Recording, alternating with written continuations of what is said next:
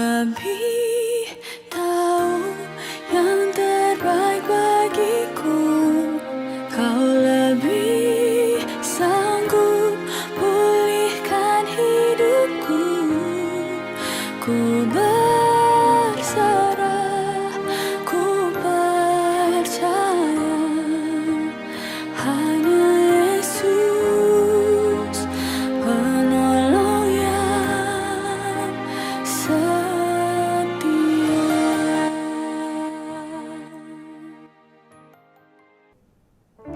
Shalom. Pada kesempatan ini kita akan belajar tentang kebenaran firman Tuhan yang terangkat dalam Kitab Kudus Perjanjian Baru, Kisah Para Rasul 15 ayat 22 dan berakhir pada ayatnya ke-34. Namun sebelum kita masuk dalam perenungan, mari kita tunduk kepala, minta tuntunan Roh Kudus agar apa yang kita baca dan renungkan pada kesempatan ini dapat mengambil bagian dalam hidup kita. Mari kita berdoa. Di saat ini ya Bapa di surga, kami akan belajar tentang kebenaran firman-Mu, menyadari sungguh akan kekurangan kami. Kami mohon kepadamu agar Engkau utus kuasa Roh Kudus-Mu datang, masuk dan bertakhta dalam hati batin kami. Kuasai hati dan pikiran kami, sehingga kebenaran firman-Mu yang akan disampaikan sebentar ini Tuhan dapat tertanam dalam hati dan pikiran kami, dapat menjadi pedoman bagi kami untuk melangkah melewati hari-hari kehidupan kami di dunia yang fana ini. Bersabdalah kepada kami, karena kami telah siap untuk mendengar kebenaran firman. Haleluya, amin. Bapak, Ibu, Saudara-saudari kekasih dalam Tuhan, kebenaran firman Tuhan yang datang kepada kita pada kesempatan ini terangkat dalam Kitab Kudus Perjanjian Baru, Kisah Para Rasul 15 ayat 22 dan berakhir pada ayatnya yang ke-34. Saya akan membacakan kepada kita sekalian. Saya akan membacakan ayat yang ke-22 sebagai bahan perenungan bagi kita, yaitu dengan tema jawab kepada Antiokhia. Maka rasul-rasul dan penatua-penatua beserta seluruh jemaat-jemaat mengambil keputusan untuk memilih dari antara mereka beberapa orang yang akan diutus ke Antiokhia bersama-sama dengan Paulus dan Barnabas, yaitu Yudas yang disebut Barsabas dan Silas. Keduanya adalah orang-orang terpandang di antara saudara-saudara itu. Dan kepada mereka diserahkan surat yang berbunyi, salam dari rasul-rasul dan penatua-penatua, dari saudara-saudaramu kepada saudara-saudara di Antiokhia, Syria dan Kilikia, yang berasal dari bangsa-bangsa lain. Kami telah mendengarkan bahwa beberapa orang di antara kami yang tiada mendapat pesan dari kami setelah menggelisahkan dan menggoyahkan batinmu dengan ajaran mereka. Sebab itu dengan bulat hati kami telah memutuskan untuk memilih dan mengutus beberapa orang kepada kamu bersama-sama dengan Barnabas dan Paulus yang kami kasihi, yaitu dua orang yang telah mempertaruhkan nyawanya karena nama Tuhan Yesus Kristus. Maka kamu telah mengutus Yudas dan Silas, dan dengan lisan menyampaikan pesan tertulis ini juga kepada kamu. Sebab saudara adalah keputusan Roh Kudus dan keputusan kami, supaya kepada kami jangan ditangguhkan lebih banyak beban daripada yang perlu ini. Kamu harus menjatuhkan diri dari makanan yang dipersembahkan kepada berhala dan dari darah dan dari daging binatang. Jikalau kamu memelihara diri dari hal-hal yang kamu berbuat baik, sekianlah selamat. Setelah berpamitan, Yudas dan Silas berangkat ke Antiokhia. Di situ mereka memanggil seluruh jemaat berkumpul, lalu menyerahkan surat itu kepada mereka. Setelah membaca surat itu, mereka bersukacita karena isinya yang menghiburkan. Yudas dan Silas adalah juga nabi. Menasihati saudara-saudara itu dan menguatkan hati mereka. Dan sesudah beberapa waktu keduanya tinggal di situ, saudara-saudara itu melepaskan mereka dalam damai untuk kembali kepada mereka yang mengutusnya. Tetapi Silas memutus untuk tinggal di situ. Demikianlah jauh perenungan pembacaan firman Tuhan.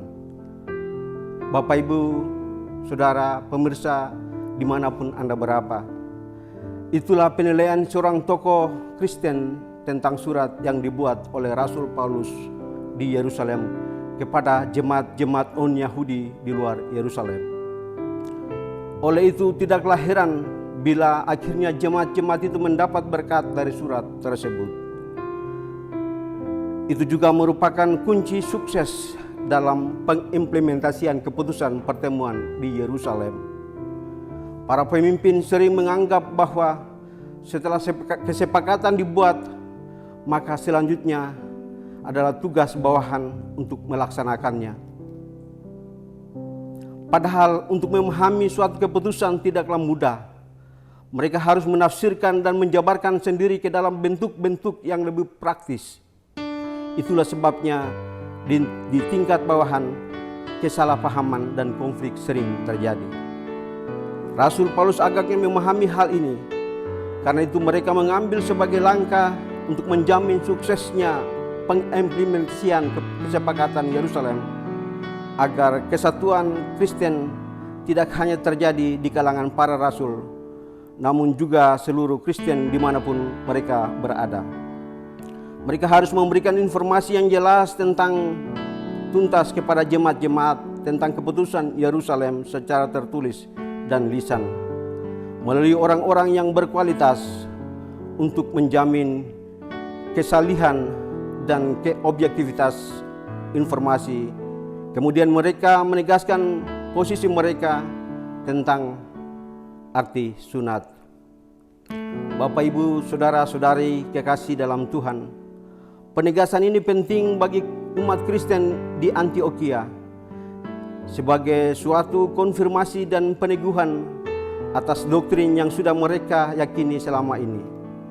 Dan itu tidak dilakukan hanya dengan pernyataan lisan, namun keputusan Roh Kudus Allah melegitimasi keputusan itu, karena itulah keputusan resmi yang berlaku bagi semua jemaat sepanjang zaman. Bapak, Ibu, Saudara kekasih dalam Tuhan Yesus Kristus, bagaimanakah dampak yang ditimbulkan setelah jemaat Antiokhia membaca surat itu dan bertemu dengan para utusan rasul dari Yerusalem? Mereka bersukacita, terhibur, dan dikuatkan. Ini merupakan suatu bukti bahwa keputusan dan pengimplementasiannya telah dilakukan secara bijak dan sehat. Ini merupakan suatu bukti bahwa gereja mula-mula mempunyai manajemen yang sangat baik. Lalu bagaimana dengan realita yang kita hadapi pada saat ini? Bapak, Ibu, Saudara-saudari kekasih dalam Tuhan kita Yesus Kristus, ketika dunia dilanda dengan wabah corona yang merebak di seantero bumi,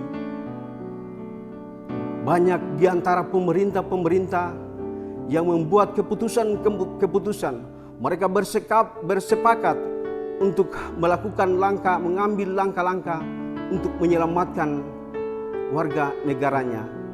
Begitupun juga bangsa kita, bangsa Indonesia. Pemerintahan saat ini melakukan keputusan-keputusan yang dengan tujuan untuk menyelamatkan seluruh warganya. Namun di dalam keputusan-keputusan yang dilakukan, pemerintah tidak menafsirkan itu secara otentik, secara menyeluruh, secara komprehensif kepada umatnya, warga jemaatnya. Sehingga terkadang di dalam implementasinya ada kebijakan-kebijakan yang dilakukan yang tidak selaras dengan apa yang diharapkan oleh pemerintah. Ada keraguan-raguan yang ditimbulkan dalam hati warga jemaat. Begitupun gereja saat ini menghadapi situasi dan kondisi yang menerpa seantero bumi ini. Gereja juga diharuskan untuk mengambil langkah yang lebih hikmat, yang lebih bijaksana untuk bagaimana menyelamatkan iman jemaat. Saudara-saudari kekasih dalam Tuhan Yesus Kristus, gereja seharusnya membuat suatu kebijakan yang bagaimana mendatangkan sukacita, damai sejahtera bagi jemaat.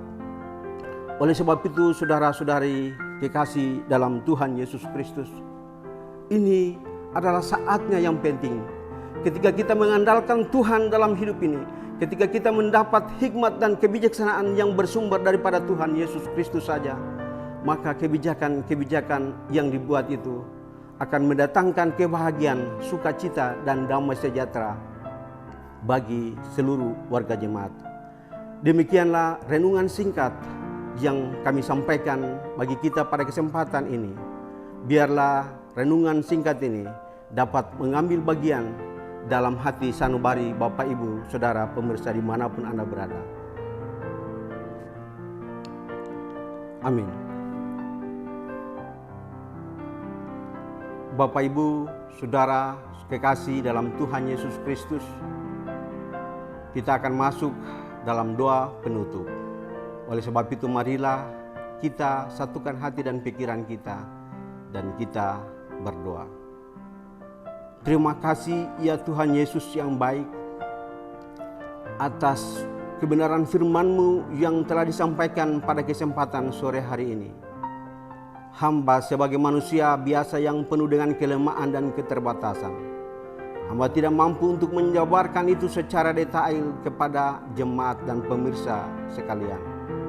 Oleh sebab itu hamba mohon kepadamu ya Tuhan Yesus, dengan kuasa Roh Kudus-Mu, Engkau dapat memberikan dan mencerahkan seluruh pemirsa yang mendengarkan ini. Biarlah kebenaran firman ini menjadi pedoman penuntun bagi sekalian kami, baik para pemimpin maupun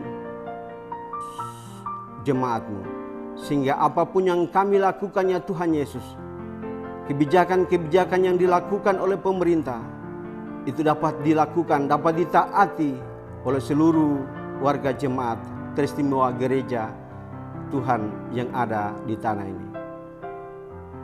Inilah kami Tuhan Yesus, dalam nama-Mu kami berdoa. Haleluya. Amin.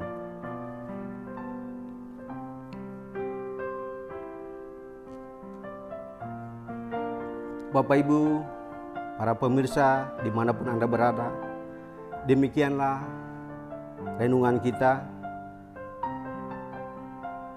Di akhir ini, saya ingatkan kepada kita sekalian sebagai gereja, bahwa manajemen yang sehat adalah sebuah gereja manapun antar gereja memang sangat diperlukan, agar jemaat mengalami penghiburan, sukacita, penguatan, dan tetap dipersatukan dalam menghadapi segala macam tantangan dan ancaman yang semakin mengganas di seantero ini. Demikian yang perlu kami sampaikan. Saya akhiri ini dengan kata shalom, sampai jumpa di lain kesempatan.